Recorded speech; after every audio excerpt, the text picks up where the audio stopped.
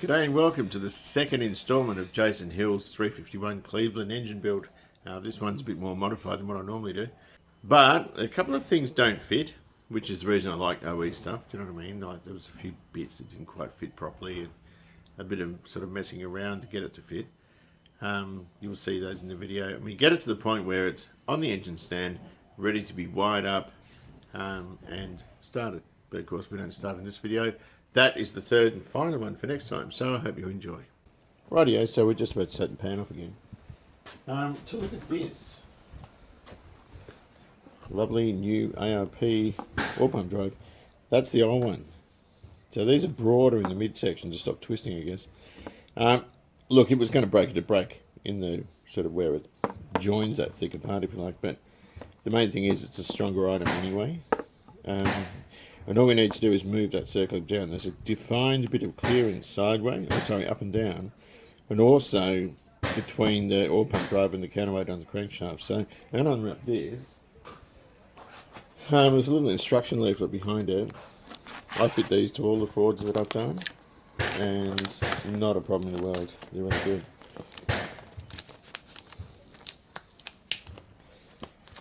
And let's keep going. Right.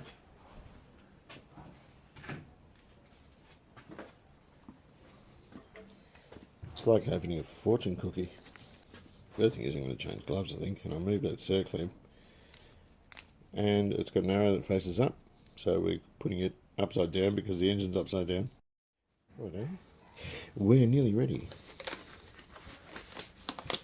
I've pushed this down with a 10mm tube socket, just tap, tap, tap, got it down to where it needs to be. That's going to just go down there and sit there like that. We've just got to check between the crank, but I think it's going to be fine. Radio standard volume, I think it's a milling pump. As we said, we're not using external feeds, and that will just operate. Now we need to operate this pump before we start the engine.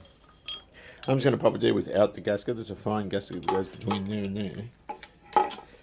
But I just want to check all its clearances to make sure it's all good, and also check the strainer, because we don't want it hunkering itself down onto the pan,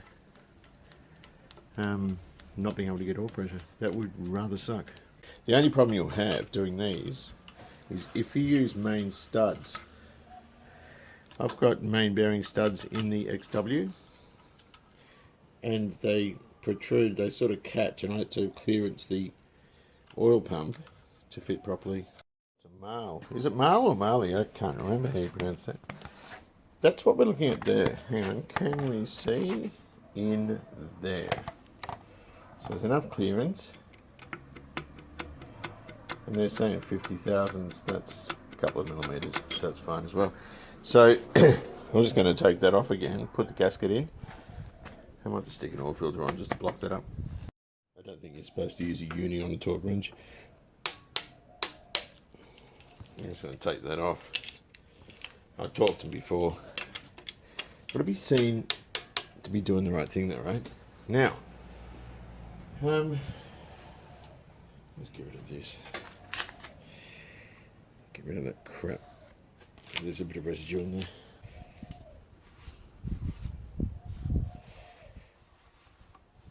I've got a new Ryco here. I normally keep about half a dozen or a dozen. Half a dozen. Just because I've got cars that use them. Them and Z386s for the Toyotas. My gloves are falling apart. I look like that Fuzz Townsend guy on Cart SOS. You'd think they'd change his gloves before he gets on camera. Bit of lube. Now I'm not going to tighten this up. It's just going to sit there. That's another hole that's sort of blocked up, because I'll be taking this off and filling it with oil. But it just means there's another, just like that, there's another orifice that's blocked. I wonder if we can go in through the bung. Hang on. There it is there. You can go right up to it and see the clearance. It's also sitting quite, sort of sitting up at the back, so it needs a little bit more room at the front, I think. There's the strainer, the bottom of the strainer, there's the sump. The floor of the sump. So I'll take this old squashed washer out and I'll put in this new FeliPro one. These engines originally, there was a heater union coming out of here. They use a brass replacement now. The heater union was just mild steel, it acted like a sacrificial thing. Same with brass Welsh, steel Welsh plugs too. The brass ones therefore can't corrode, so something else probably will. I use Permatex for a lot of things. Now, this probably doesn't even need Permatex on it. That looks actually really bad. Bluggy Permatex. Hang on a minute. Just to let it slip in. Slip in. So, that actually is a very untidy job. I've also marked it according to how far I want it to go in, which I'll keep an eye on it as I do it, and just give it a little tap to start it off. Tiny bit more.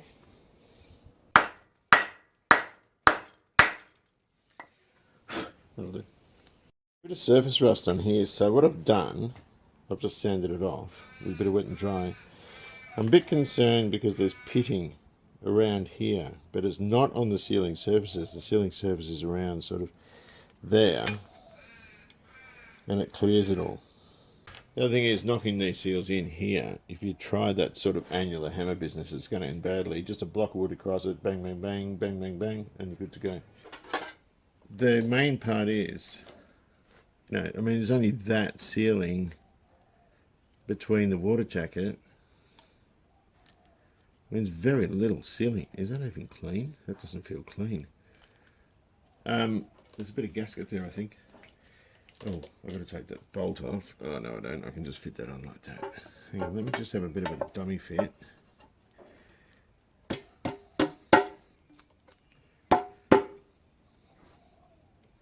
Kind of rubbish fitting, isn't it?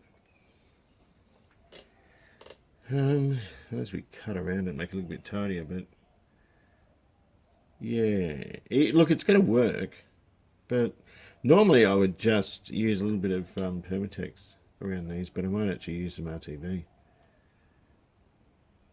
just because I don't know, it'll harden by the time we do it, and I think it'll be alright. But it's not really how I'd like it. Since I've sanded the bottom of this thing, though, I am going to this isn't good.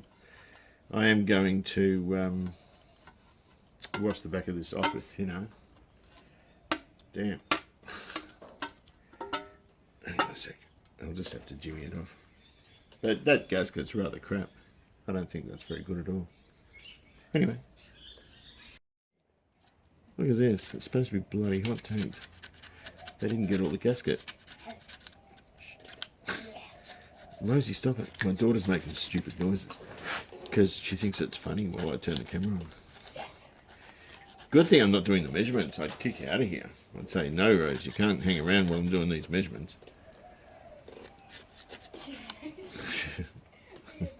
Bye-bye, miss.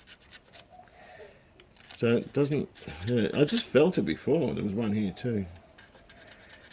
So I'll get rid of every last bit of that. There we go. And there we go. Smooth as a baby's butt. I also want to make sure, when Jason painted this, I said to him, just put the timing case on, like put masking tape around, put the timing case on, draw around it, take it off, and then cut with a blade. So that timing case should fit, so I can cut excess gasket off, because I don't really like it. I was sort of in two minds whether or not to make one. And we haven't got these fasteners here, so I've just found some. I've only got a few of them actually. There's a stainless one, a few others, so maybe he can get some. I don't know. He probably won't even notice it or care, but he's pretty good eye for detail, old Jason. The other thing is, when he first did this blog, I thought, well, why did you do it silver? And now I look at it and I think, it looks good. This is the colour the Plymouth engine's supposed to be. Damn, there's more of it. It's supposed to be silver, and because you did it in 2-pack, it's nice and smooth and shiny and easy to keep clean, you see. They do paint a lot of engines in base coat, and it's going to be better than enamel any day of the week, because that's just what I use. I just brush paint enamel on them. Quick dry, and not quick drying, I use the air dry enamel because that gives you a better finish. It self levels and all that sort of stuff. I reckon we're clean now. Now, just a sec. Right, so that is perfect. Yeah. Now, I'm just going to wash that with thinner, and I'm going to oil that seal. Not oil it, what do you call it? Put a bit of grease on it, and we can fit it. Oh, I'll just check that again. Hang on.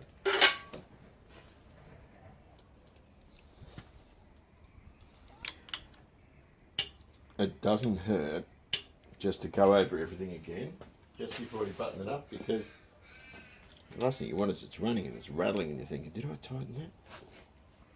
Now, thinners are good. I went ahead and did this because, and there's bolts, it's a different pump, so there's bolts that aren't going to fit. That goes there. And there's ones that do fit, but that's going to stick out, but it doesn't matter for now. It's just to let this thing go off properly. It's clearly too small for that. There must be one of these guys. Oh, maybe it'll all fit. I just hope it doesn't hit the bloody timing chain. Okay, that could be that one there. Yes, it is. So we're missing one long one. 2 long ones. I wonder if I've got something that'll fit. Just a minute. I found some spare stainless ones I've got. They don't match these ones, but they'll do the job. Lock washer and a flat washer. I think that's going to be right there. And there's another one for there I need, which hopefully is this one here. And I think we're good. I think there's only 2 I needed. But I want to get this tightened up. That's going to be too long for that, isn't it? I don't know. That looks daggy, that one, because it's too long. But I think the alternator bracket goes in these ones too. But I just want to tighten it up so that I might put that actually, I might put that one there, because you won't see it as obvious, or as obviously. I might just take that out. And I'll just rotate that engine again just to make sure it's not going to, nothing of this is fouling. I'll have a look underneath. Use some gold ones here. These are 5/16, they're quite short. The other side's got a stainless one. But the rest of it I think looks alright. Like that's a stainless one there, but I've got it lower so you won't see it so obviously. And there's another one under here. I don't think Jason's going to care. He might. He has got an eye for detail. The other thing is supplied center units and all this stuff, but I'm not using them because the engine stand uses different ones. I'll see if that balancer goes on. If it doesn't slide, I'm not going to knock it, but my brother's got a balancer fitting tool. Just a minute. The old saying, never put a seal in dry. So if it doesn't go straight in,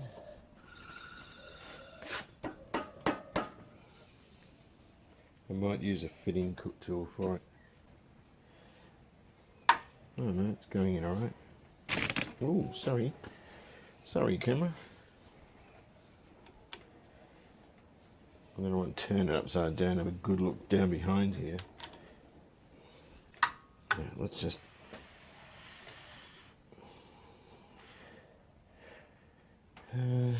top dead centre. Yeah. Was that once or twice? That was once, wasn't it? We'll go around again, eh? Something like that. Now, hopefully you don't see anything here that I don't, because that would mean I've already put this together. You know what I mean? It all looks very, very good. And the other thing you got to look out for, which I forgot to mention before, is that timing chain is dead straight. On the Galaxy, the gear, they had a packing bearing behind the cam gear, and it was always out on an angle. And it wasn't until I pulled it apart and saw it And I wondered how it hadn't broken. So that all looks really good. We've got that on, we've clearanced that, it's all good. So I think we can probably put the pan on now. So we'll just give it a wipe down with some thinner to make sure it's nice and clean. Our buddy has got himself a stud kit for the sump. These are good because they'll stop, well, they'll make it easier to put the pan on. They'll keep the gasket in the right spot so you're not sort of fumbling around with it. Having said that, I don't normally have trouble with them anyway. I've got Permatex for the cork. I like Permatex. It's something I've had a lot of success with in terms of no leaks. The XW and the XC don't leak oil. Well, the XC shouldn't because it's never running.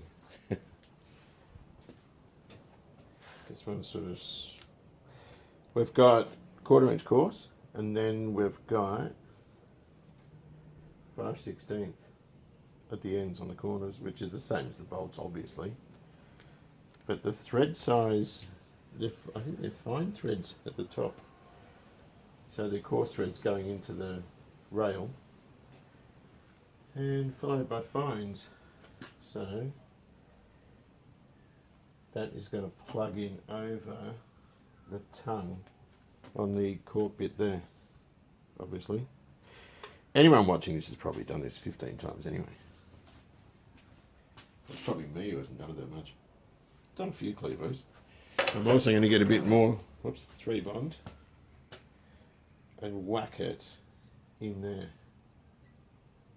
Just like that. And that won't leak. If it does, I'll be absolutely amazed, because that's how we used to do it at Ford. Hang on, we need a better trajectory, so to speak.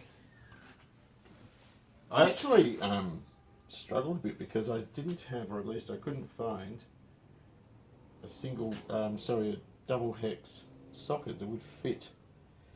This doesn't seem to be sitting all that well. That's it. Just got to schmooze it in a bit. There we go. Because all my small quarter drive stuff's all single hex. But I did find one. Right. I'm putting more of this on because I love it.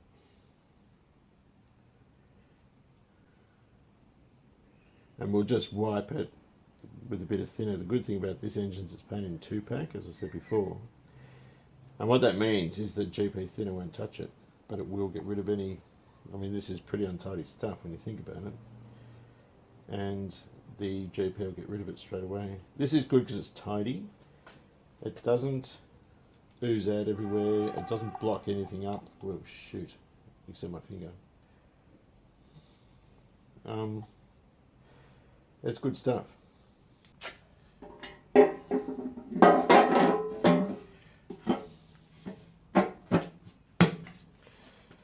Job done. Let's put these little guys on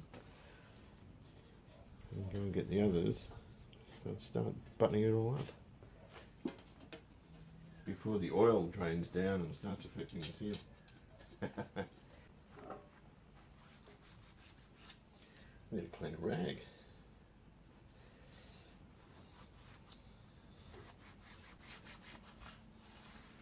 Beautiful. Gee, it looks nice, doesn't it? I didn't give him credit for it when he did the silver. I just thought, well, but looking at it now, it looks really good. All those studs on it and so forth. I better tighten that up. I put a new washer in there. It's looking good. No, I'll chuck it in a bag and I'll get back in it tomorrow and put the heads on. Now we need to find out a couple of things, namely compression. I need to find out exactly how much room's in there. We know we've got 5,000s. We can probably work it out. But I haven't got the box for the pistons that tells you what the relief is. I made this up. It's dodgy, but it works. So I put that right at the top until the oil starts to meet at the, what do you call it? Until there's no more air in it, basically. So I'm going to fill that syringe up. This is only a 10mm syringe. So I'll fill it up with thin oil and we'll see what's in there. I'm not expecting much. Grease around there with the idea that it's going to seal it and ooze in a little bit. I haven't gone right to the edge with some of it. but I probably haven't done that well. But it's going to give us a very good picture of what's going on. I would hope. I'm just going to use valve saving fluid. It's a thin oil, and it's not going to. It'll fit down past all the what do you call it? Down past the side of the piston. And it doesn't really matter. You're looking at space. You're not looking at what type of fluid you're using. I'm obviously not going to use thinner or anything like that because that's too thin. It'll probably just run out past the ring gaps or something. So I'm looking at doing exactly 10 mil in my syringe. It's hard getting these syringes too because if you go into a chemist, everyone thinks you're a drug dealer. So there's 10 mil in there. I'm going to plug that in. And I'm going to start to put it in. You can see how fast. Oh, there's not much space in here at all. Is this going? Yes, it is going.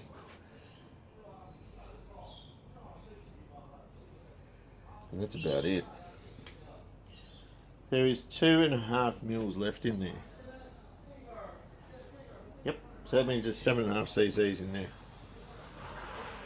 7.5 cc's. We've got a couple of little bubbles.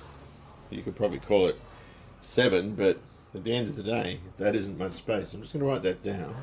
That's bugger all, and if you think about it, that's probably a 6 mil valve cut or 6 cc valve thing.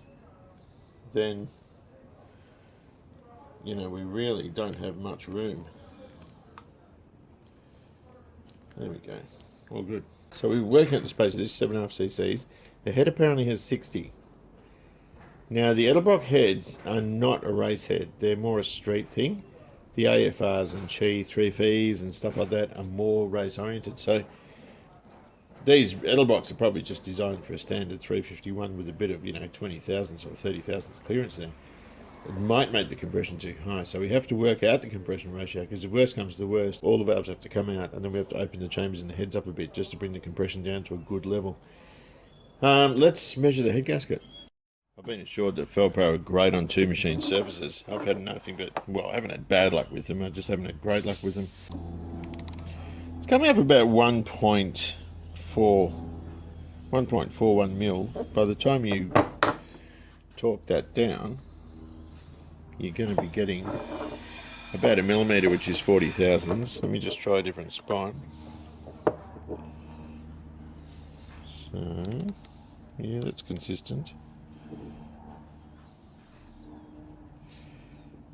Yep, 1.41, 1.405 probably. Yep, okay. So we're looking at about a 40 thousandths clearance. 1.5 mil, that's closer to 60, what I just measured there, but once it's compressed down, it'll be looking for around about a 40 thousandths clearance. Right, we've got this clean with thinners, we're going to touch it now.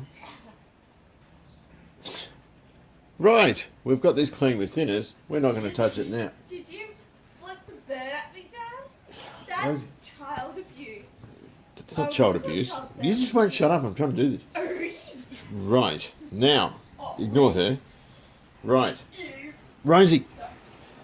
Right. Rosie! Alright, now listen. Go away. Everything in life takes the path of least resistance. So if it's water, oil, electricity, all these sorts of things, it's just nature. Even people on unemployment benefits. This way is the correct way to fit the gasket. Now you'll notice a couple of things. There's a coolant hole here. I've just touched it. There's a coolant hole there. So I could put the gasket on that way or that way and it's still going to run. Yeah? The problem is this.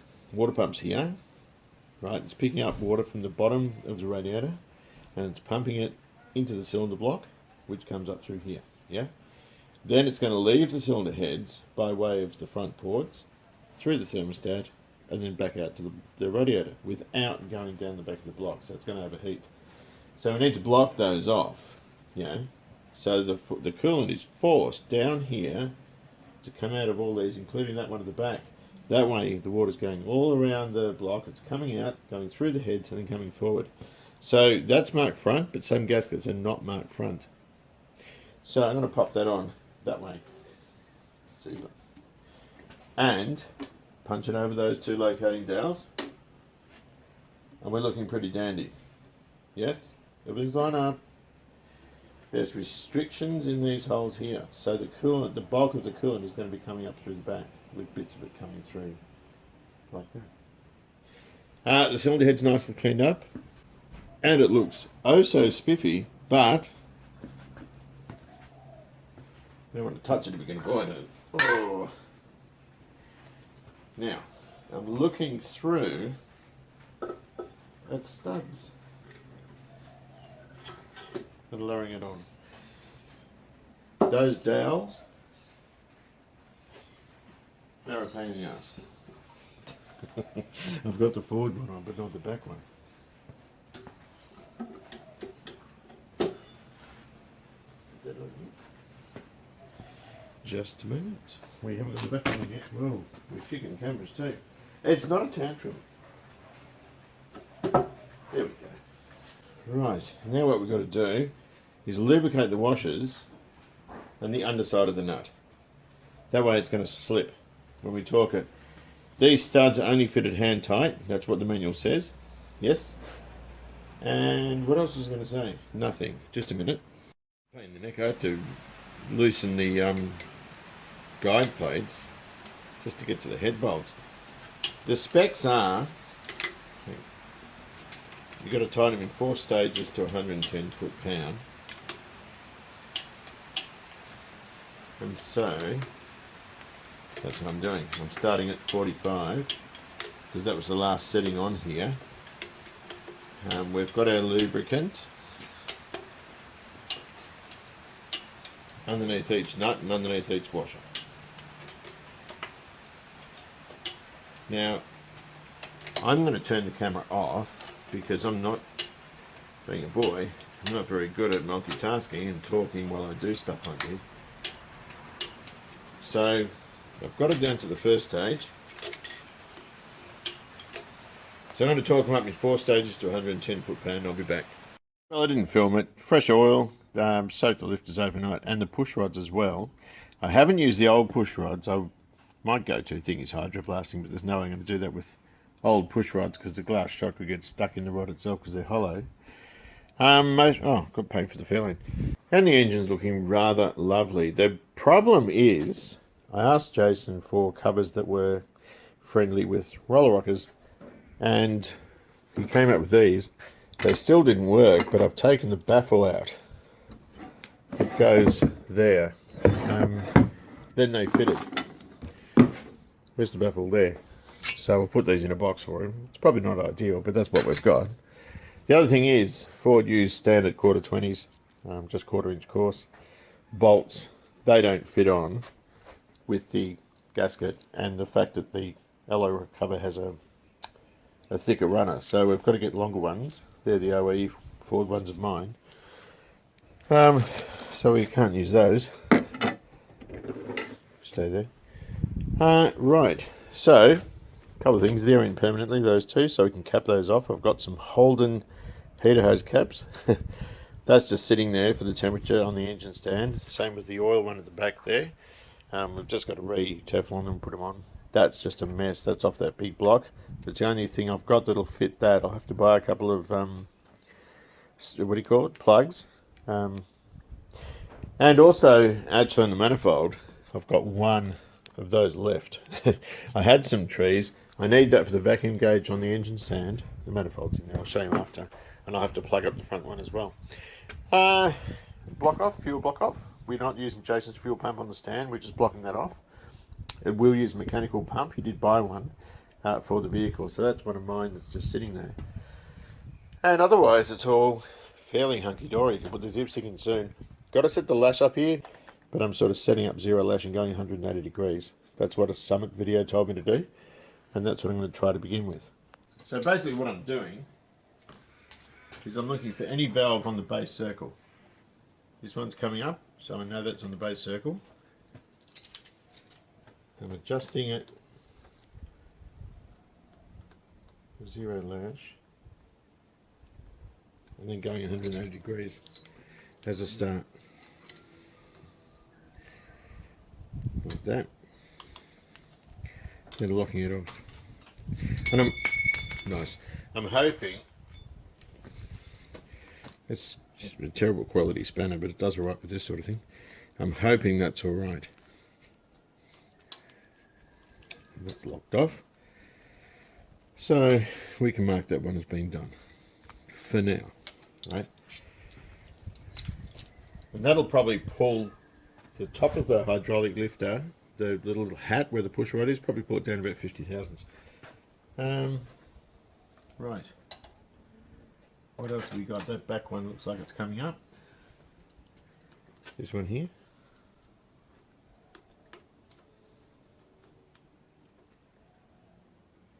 $180. And then tighten it up.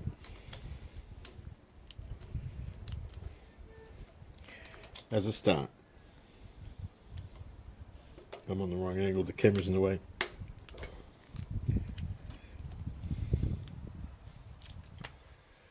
That's that one. We're almost ready to take it off the stand. I just want to wash this surface down with a bit of thinner because my greasy paw prints have been all over it. And also this area here.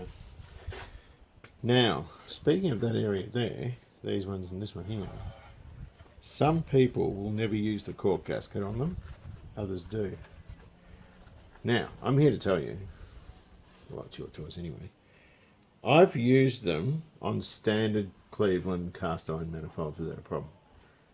That being said, I wouldn't dare use one on a Windsor or an FE because they've got water jackets in the heads. Cleveland's dry. This is Jason's manifold.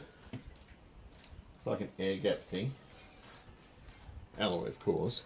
So this engine really doesn't weigh as much as what a Cleveland would ordinarily. And that sits in beautifully. Now, the problem is, by the time you put a gasket there, a lot of people maintain that is too fine a clearance. Where's my finger? Here's my finger. Underneath that manifold to seal, so they consequently put a bead of silicone there. And we can do that for sure. I might lay the gaskets down and just have a look and see how they fit and take it from there. Also give you two wider ones, I'm assuming for the 400M, 351M and 400. This is a Cleveland, so it's narrower. These actually suck. I don't like these gaskets at all. Okay, where are we? Here we are. Coming in for landing. Like that. How does that look? Yeah, I mean, they're still loose. I suppose once you tighten them up, they're going to be fine. I mean, they're certainly not stopping. Those manifold runner gasket bits, they're tight as a drum with that manifold sitting there. It's the end pieces that aren't. So I don't see any reason why you wouldn't use them. I think we just put a bit of Celastic or a bit of 3-bond either side. I reckon that'll be fine. But they're certainly sitting in an acceptable way. Notice these things have a chamfer on them. On the washer, it's got a chamfer at the top side. Beautiful, beautiful American quality. Can't complain about that. I'm just going to check the ones I put in, just to make sure I've got those washers the right way. I should have looked at them properly before. Yeah, no, I've got them all the right way. Normally I look at them. Normally pressed washers are sort of rounded on the top and flat at the bottom. I always put the rounded side facing up. That's normally how I do it.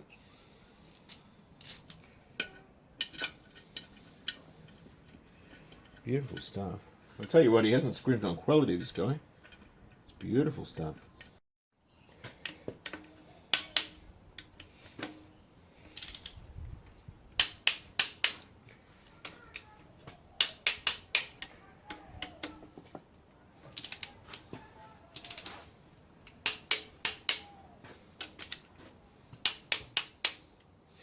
Just double check them. So I've got 25 foot pan on the 3/8 and no 25 sorry on the 5/16 and 33 on the 3/8. So I'm just going to go around and check them all. I don't think we'll have a problem with this. At least on paper we're not. Ready, I'm just going to stick a brand new set of plugs in. There's a Toyota trick doing it this way. So much easier. Famous last words, eh? I'm just going to do them finger tight for now. I'll tighten them later. I just don't want anything getting in the engine now because I'm not covering it with a bag anymore. And so it's just easier to just tape up the open orifices and, you know, make any problems go away that before they arise. Oops, there we go. But I'm just hoping like crazy this is as good as it looks. It should be a minimum, really, of about 390 to 400 horsepower. With the cam and the heads, it's got a lot of good breathing gear on it. 358 cubic inch, I think. So yeah, if it did make 400 horsepower, I'd actually be disappointed. I don't know if it'd make much more than that, but I'd like to see it. If it was to hit an engine dyno, I'd like to see it make 400. Might as well get it ready for its first start up.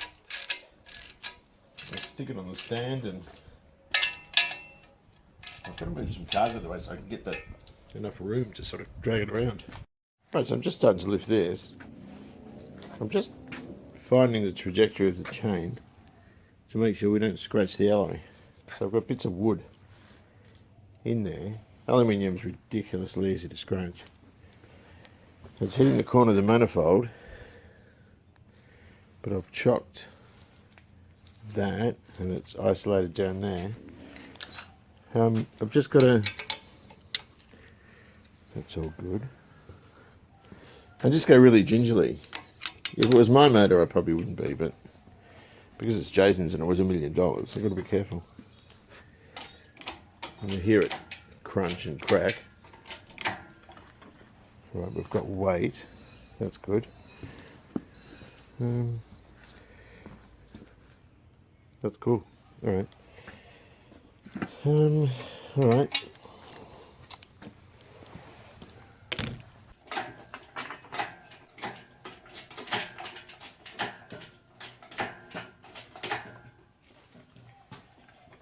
It just made it much more difficult to sort of negotiate.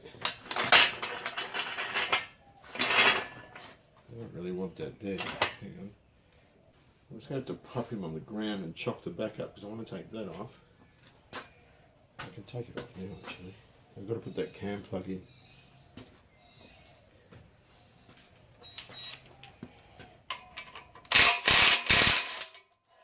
How much threads you got? Oh, a little bit. That's not too bad.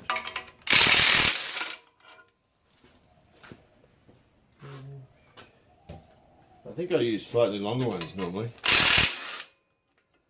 Yeah, I do. I'll give these back to him. There's not that much thread hanging on really.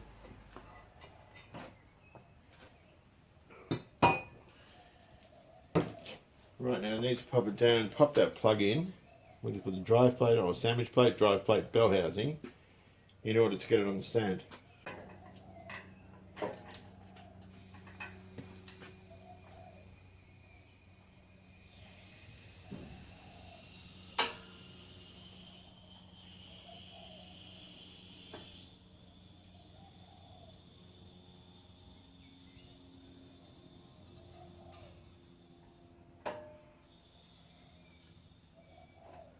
This is a pretty manky sandwich plate. I don't want to dirty up Jason's engine, so I don't know if he's got one.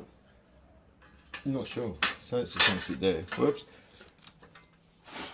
There's crap everywhere. Now I'm going to put his, pardon me, balanced drive plate on. I don't know if it's going to fit with those bits of wood there. I might have to move those bits of wood. Just a minute. Okay, we've got that. I put all of the bolts in sometimes. They only fit one way. And sometimes two will fit and the others don't, so I just went right around the whole thing. I'm just going to pop a mark here. Whoopsie. That's the 1 o'clock one. And I'm just going to mark it there on the crank. Whoops. And there's a torque ring as well that needs to go on. And again, it only fits one way. And that is certainly not it. There it is there. And that goes there. Like that. So then we can just pop the thing on and it'll fit. That is that one there. And this one here.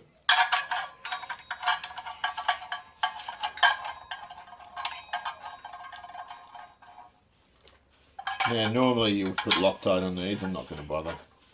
I'm just going to zap them up.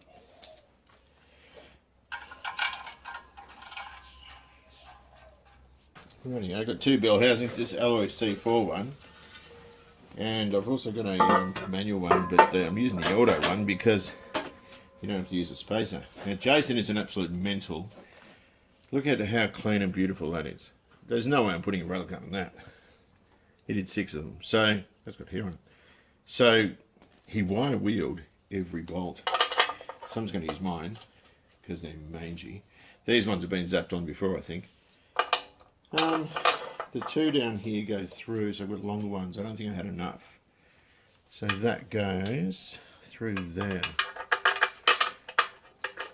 Actually, no, it doesn't. I might have used 2 of Jason's. I don't know if I've got. I'll go and have a look. I might have some cruddy ones. All right, come on, you. Oh, not there. Not quite. Not quite. In there, in there, in there, in there. That's it. Good boy. Now we're straddling both sides. Looks pretty tasty. Are we over enough? I think we are. Let's just go a bit more, eh?